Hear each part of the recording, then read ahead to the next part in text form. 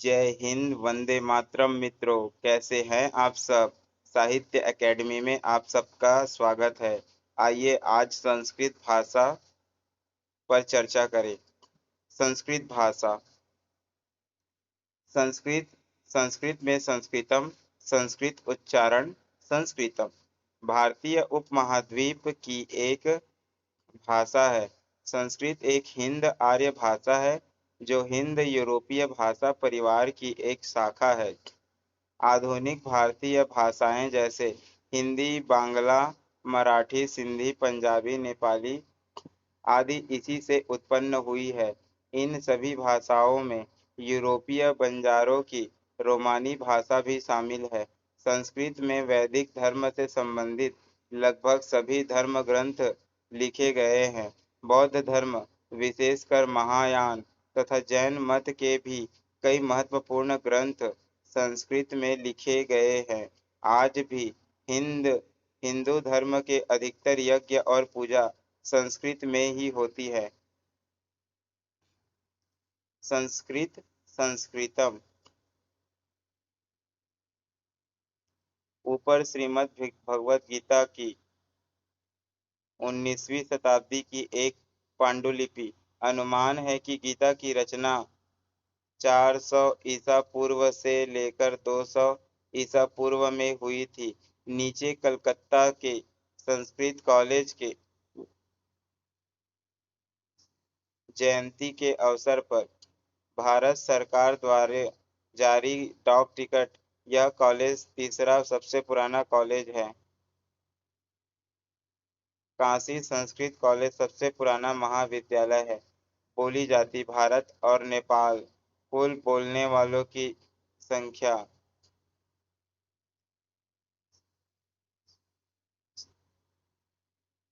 10,04,235 जनगणना के अनुसार।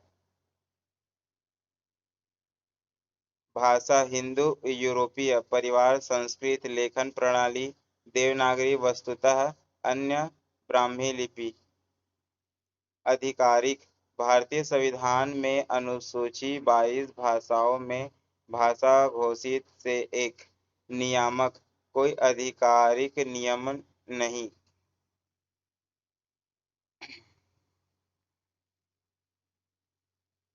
संस्कृत का अर्थ है संस्कार की गई, अर्थात बदलाव की गई।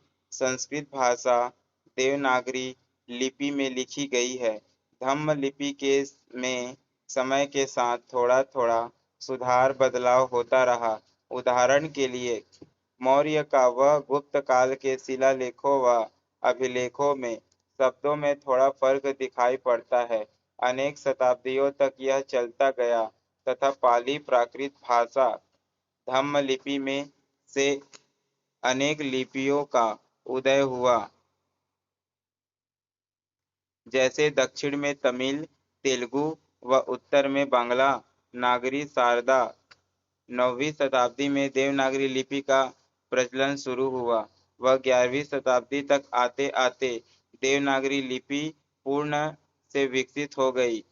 अगर बात करें संस्कृत भाषा की, चूंकि संस्कृत की लिपि देवनागरी है, अतः यह भी 9वीं शताब्दी के मध्य आई है। इससे पहले संस्कृत भाषा का कोई पुरातात्विक प्रमाण नहीं मिला व न ही कहीं इसका जिक्र है। अतः इससे सिद्ध होता है कि भारत, जिसका प्राचीन नाम जम्बू द्वीप है, की सबसे पुरानी भाषा प्राकृत पाली है। वह सबसे प्राचीन लिपि धम्म लिपि आजकल ब्राह्मी लिपि है। अगर देखा जाए, सबसे प्राचीन भाषा व लिपि सिंधु घाटी सभ्यता की भाषा जो अब तक नहीं पढ़ी गई है। संस्कृत आमतौर पर कई पुरानी इंडो आर्यन किस्मों को जोड़ती है। इनमें से सबसे पुरातन ऋग्वेद में पाया जाने वाला वैदिक संस्कृत है, जो 9वीं शताब्दी के बाद रचित 1028 भजनों का एक संग्रह है, जो इंडो आर्यन जनजातियों द्वारा आज के उत्तरी अफगानिस्तान और उत्तरी भारत में अफगानिस्तान से पूर्व की ओर पलायन करते हैं। वैदिक संस्कृत ने उपमहाद्वीप की प्राचीन प्राचीन भाषाओं के साथ बातचीत की। नए पौधों और जानवरों के नामों को अवशोषित किया। भारत के संविधान की 8वीं अनुसूची में संस्कृत को भी सम्मिलित किया गया है। यह उत्तराखंड और हिमाचल प्रदेश की आधिकारिक राजभाषा है। आकाशवाणी और दूरदर्शन से संस्कृत में समाचार प्रसारित किए जाते हैं। कतिपय वर्षों से डीडी न्यूज द्वारा वार्तावली नामक अर्ध-रोहावधि का संस्कृत कार्यक्रम भी प्रसारित किया जा रहा है, जो हिंदी चलचित्र गीतों के संस्कृतानुवाद, सरल संस्कृत शिक्षण, संस्कृत वार्ता और महापुरुषों की संस्कृत जीवन वृत्तियों, सुभाषित रत्नों आदि के कारण अनूदित लोकप्रियता को प्राप्त हो रहा है। इतिहास। संस्कृत का इतिहास बहुत पुराना है।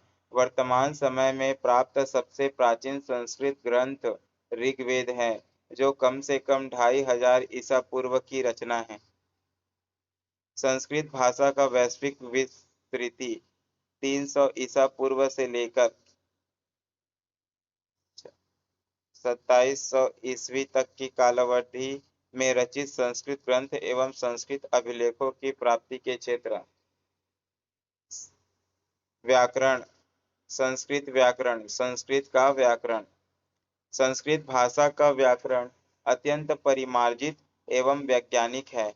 बहुत प्राचीन काल से ही अनेक व्याकरणाचार्यों ने संस्कृत व्याकरण पर बहुत कुछ लिखा है, किंतु पाणिनि का संस्कृत व्याकरण पर किया गया कार्य सबसे प्रसिद्ध है। उनका अष्टाध्यायी किसी भी भाषा के व्याकरण का सबसे प्राचीन ग्रंथ है। संस्कृत में संज्ञा, सर्वनाम, विशेषण और क्रिया के कई तरह से शब्द रूप बनाए जाते हैं, जो व्याकरणिक अर्थ प्रदान करते हैं। अधिकांश शब्द रूप मूल शब्द के अंत में प्रत्यय लगाकर बनाए जाते हैं। इस तरह ये कहा जा सकता है कि संस्कृत एक बहिर्मुखी अंतःयोगात्मक भाषा है। संस्कृत के व्याकरण को वागीश शास्त्री ने वैज्ञानिक स्वरूप प्रदान किया है। ध्वनि तंत्र और लिपि। संस्कृत भाषा की कई लिपियों में लिखी जाती रही है, लेकिन आधुनिक युग में देवनागरी लिपि के साथ इसका विशेष संबंध है। देवनागरी लिपि वास्तव में संस्कृत के लिए ही बनी है, इसलिए इसमें हर एक चिन्ह के लिए एक और केवल एक ही ध्वनि है। देवनागरी में 13 स्वर और 33 व्यंजन हैं। देवनागरी से रोमन लिपि में लिप्यंतरण के लिए दो पद्धतियां अधिक प्रचलित है, IAST और ITRANS। शून्य, एक या अधिक व्यंजनों और एक स्वर के मेल से एक अक्षर बनता है। संस्कृत क्षेत्रीय लिपियों में लिखी जाती रही है। स्वर। ये स्वर संस्कृत के लिए दिए गए हैं। हिंदी में इनके उच्चारण थोड़े भिन्न हैं। वर्णाक्षर।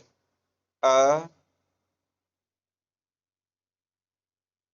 आ, ई, ई, उ, ऊ, ए, ऐ, ओ, औ।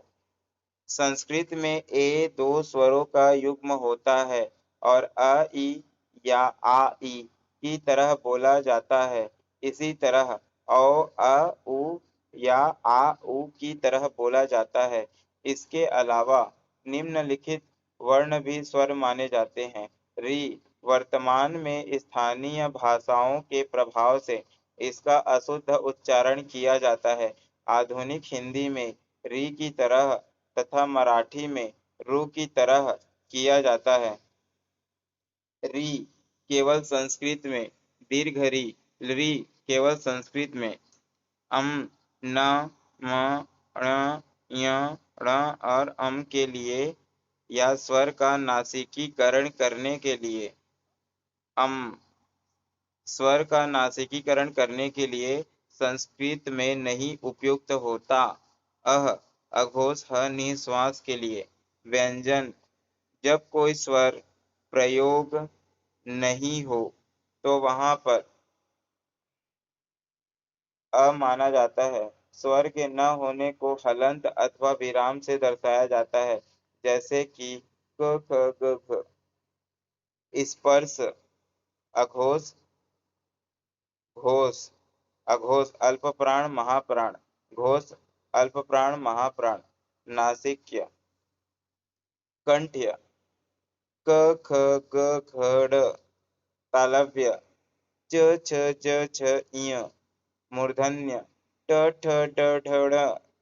दंत्य ट थ द ध न। ओष्ठ्य प फ ब भ म। स्पर्श रहित अंत्यस्थ य र ल व। उष्म संघर्षी श श स ह। टिप्पणी इनमें से ल मूर्धन्य पार्श्विक अंत्यस्थ एक अतिरिक्त व्यंजन है जिसका प्रयोग हिंदी में नहीं होता है, वर्तमान में हो रहा है। मराठी और वैदिक संस्कृत में इसका प्रयोग किया जाता है। संस्कृत में श का उच्चारण ऐसे होता था, जीभ की नोक को मूर्धा मुंह की छत की ओर उठाकर स जैसी ध्वनि करना। शुक्ल यजुर्वेद की मध्यन्दिनी शाखा में कुछ वाक्यों में श का उच्चारण ख की तरह करना मान्य था। संस्कृत भाषा की विशेषताएं।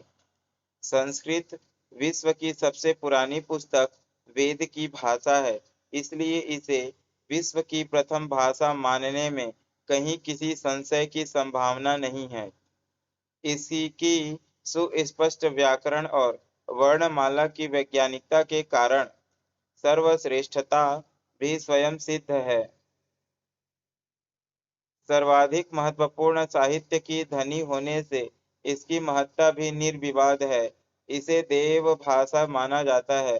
संस्कृत केवल स्व-विकसित भाषा नहीं बल्कि संस्कारित भाषा भी है, अतः इसका नाम संस्कृत है। केवल संस्कृत ही एकमात्र भाषा है जिसका नामकरण उसके बोलने वालों के नाम पर नहीं किया गया है।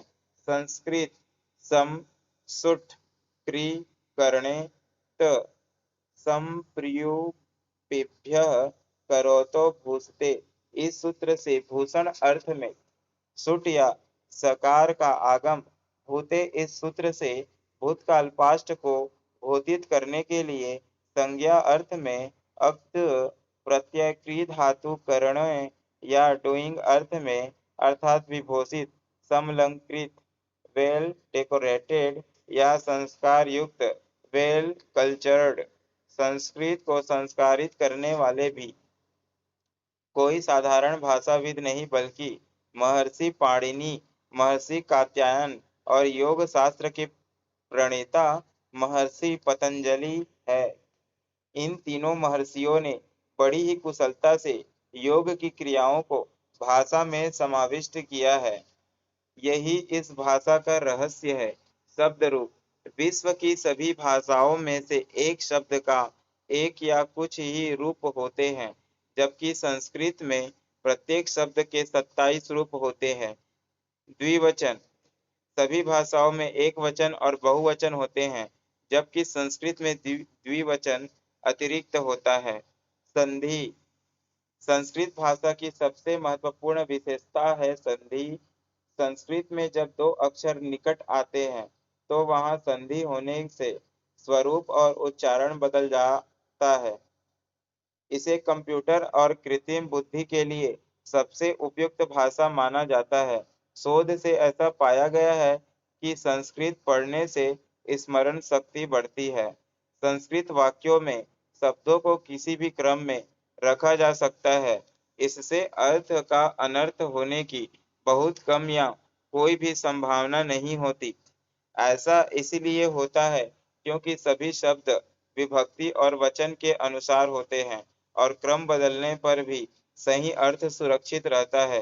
जैसे अहम गृहम गच्छामि या गच्छामि गृहम अहम, दोनों ही ठीक हैं। संस्कृत विश्व की सर्वाधिक पूर्ण, परफेक्ट एवं तर्कसम्मत भाषा है। संस्कृत ही एकमात्र साधन है जो क्रमशः अंगुलियों एवं जीभ को लचीला बनाते हैं इसके अध्ययन करने वाले छात्रों को गणित, विज्ञान एवं अन्य भाषाएं ग्रहण करने में सहायता मिलती है।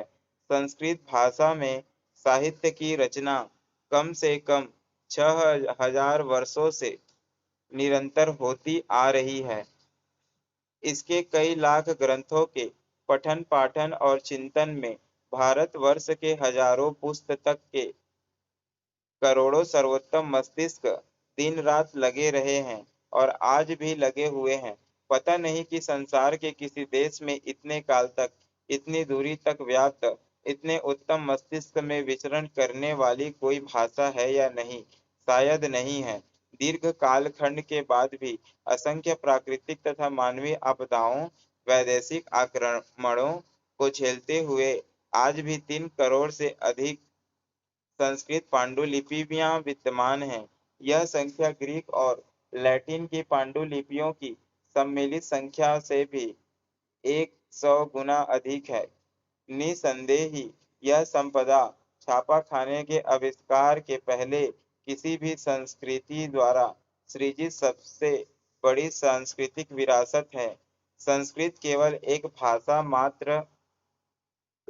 एकमात्र भाषा नहीं है, अपितु संस्कृत एक विचार है, संस्कृत एक संस्कृति है, एक संस्कार है। संस्कृत में विश्व का कल्याण है, शांति है, सहयोग है, वसुधैव कुटुंबकम की भावना है।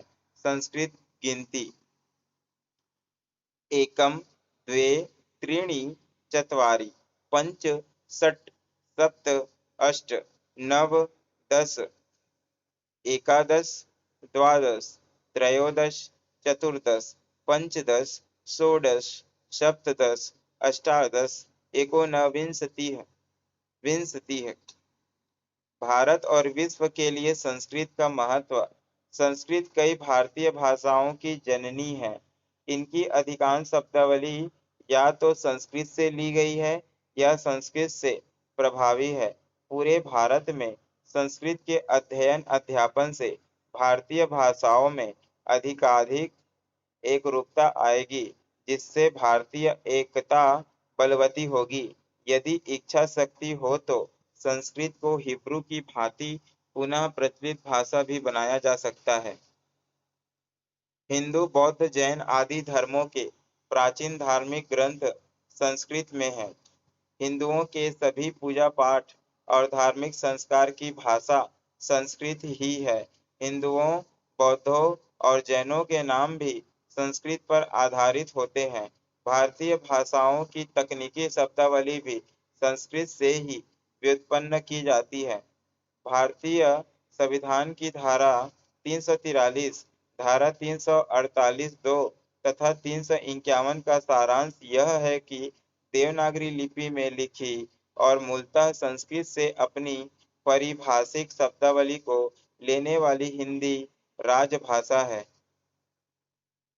संस्कृत भारत को एकता के सूत्र में बांधती है। संस्कृत का साहित्य अत्यंत प्राचीन, विशाल और विविधतापूर्ण है। इसमें आध्यात्म, दर्शन, ज्ञान, विज्ञान और साहित्य का खजाना है। इसके अध्ययन से ज्ञान विज्ञान के क्षेत्र में प्रगति को बढ़ावा मिलेगा। संस्कृत को कंप्यूटर के लिए, कृत्रिम बुद्धि के लिए सबसे उपयुक्त भाषा माना जाता है। संस्कृत का अन्य भाषाओं पर प्रभाव। संस्कृत भाषा के शब्द मूलतः रूप से सभी आधुनिक भारतीय भाषाओं में है। सभी भारतीय भाषाओं में एकता की रक्षा संस्कृत के माध्यम से ही हो सकती है। मलयालम, कन्नड़ और तेलुगु आदि दाक्षिणात्य भाषाएं संस्कृत से बहुत प्रभावित है। यहाँ तक कि तमिल में भी संस्कृत के हजारों शब्द भरे पड़े हैं और मध्यकाल में संस्कृत का तमिल पर गहरा प्रभाव पड़ा है। विश्व की अनेकानेक भाषाओं पर संस्कृत ने गहरा प्रभाव डाला है। संस्कृत भारोपीय भाषा परिवार में आती है और इस परिवार की भाषाओं से भी संस्कृत में बहुत सी समानता है।